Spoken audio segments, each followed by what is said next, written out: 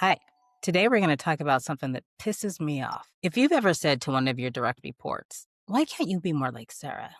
Or, Jake gets this done in half the time. Hey, boss, congratulations. You're not coaching, you're destroying morale, and you're kind of freaking lazy. Hey, I'm Noelle, senior leader, career coach, and host of the weekly podcast, We Lead Anyway.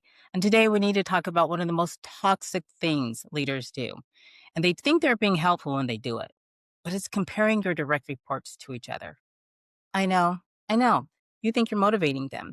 You think you're setting a standard. You think you're showing them what good looks like. But here's what's actually happening. You're turning yourself, the person who's supposed to be their coach, their advocate, their safe space, into their antagonist. You're creating competition where there should be collaboration. And you're demoralizing the hell out of people who are probably already just doing their best. If you're a leader who does this, buckle up. We're going to talk about this and why it's so destructive and what you should do instead. And if you've been on the receiving end of this, stay with me. We're going to validate the hell out of your experience and give you language for why this feels so gross. So let me paint you a picture of how this usually goes down. You're in a one-on-one with your manager. You've been working your ass off on a project. It's not perfect, but you're learning, you're improving, and you're showing up. And your manager says, I need you to take ownership like Jennifer does. She doesn't wait for me to tell her what to do. And just like that, the energy shifts. You're no longer in a coaching conversation. You're in a performance review or you're being measured against someone else's highlight reel. You're being told in not so subtle terms that you're not good enough, that someone else is better, that you're the problem. Here's what leaders don't realize when they do this. You just made your direct report feel like they're in a competition with their teammates instead of collaborating with them or learning from them. You just signaled that you play favorites and just destroyed psychological safety. Because if you're willing to compare them unfavorably to someone else in this meeting, what are you saying about them to other people when they're not in the room? And the person who's supposed to be their biggest advocate, which is you, just became the person they need to protect themselves from. And that's not leadership.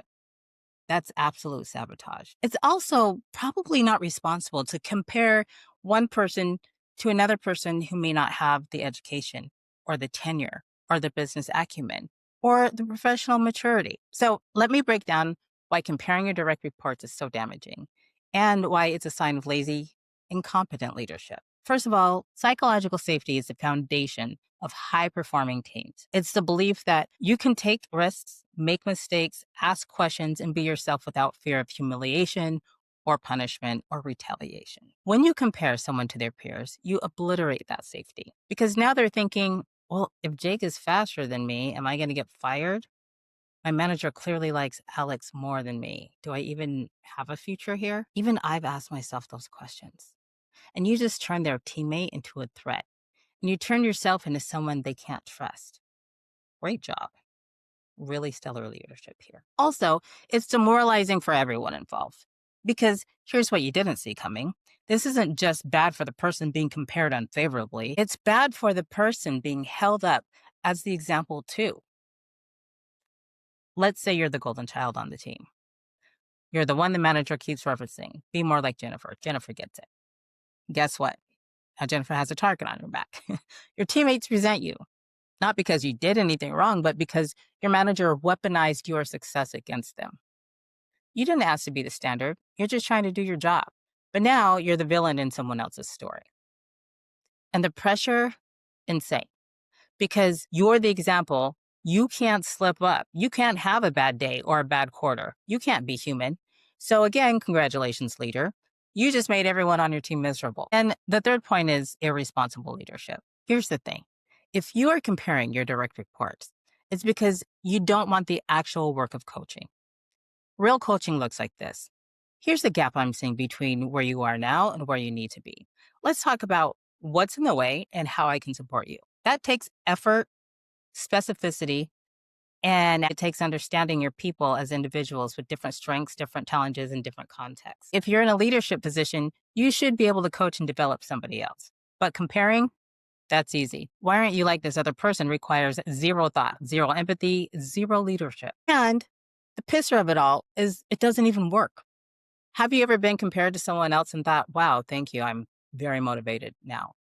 No, no, you thought, you know what? Screw you.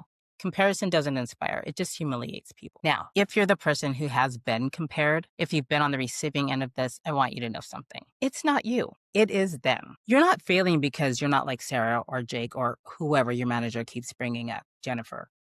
You're being failed by a leader who doesn't know how to coach you as an individual. It's their inability to see your unique strengths and leverage them, your specific context, your individual growth trajectory. That's a leadership problem, not a you problem. It feels demoralizing. That's not you being too sensitive. That's a normal human response to being told that you're not enough. And you deserve better. No judgment here, by the way. Zero judgment zone. But you're here and you're learning. And that's what matters. But here's what I need you to understand.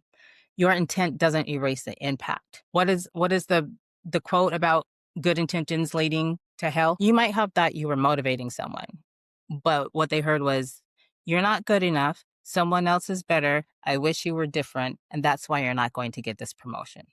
So now you have a choice. You can get defensive and tell yourself they're being too sensitive, or you can own it, stop doing it, and actually lead.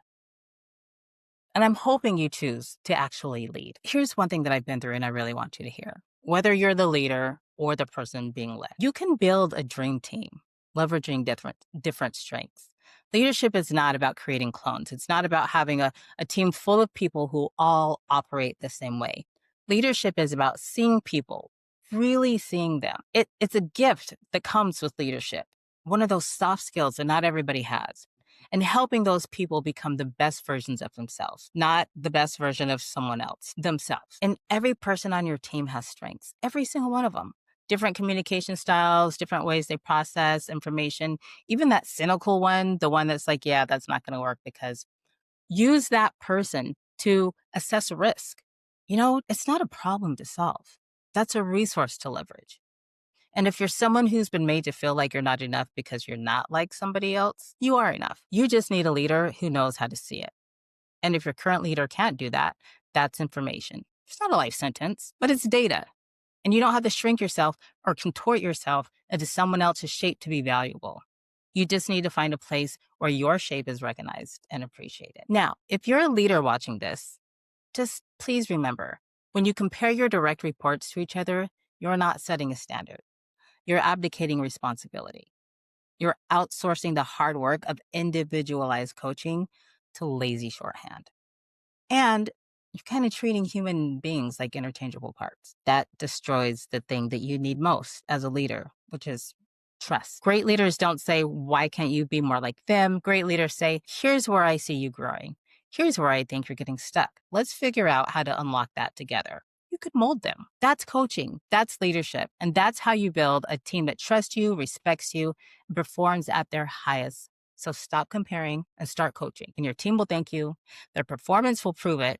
And you'll actually become the leader that you think you already are. If this hit home, hit subscribe, drop a comment, and tell me, have you been compared to a coworker? Or have you caught yourself doing this as a leader? Let's talk about it. New videos every week on We Lead Anyway. Also, catch my podcast, We Lead Anyway, drops every single Tuesday. And if you're interested in coaching or you want to chat more about anything that's on your mind, please visit leadwithnoelle.com. Until next time.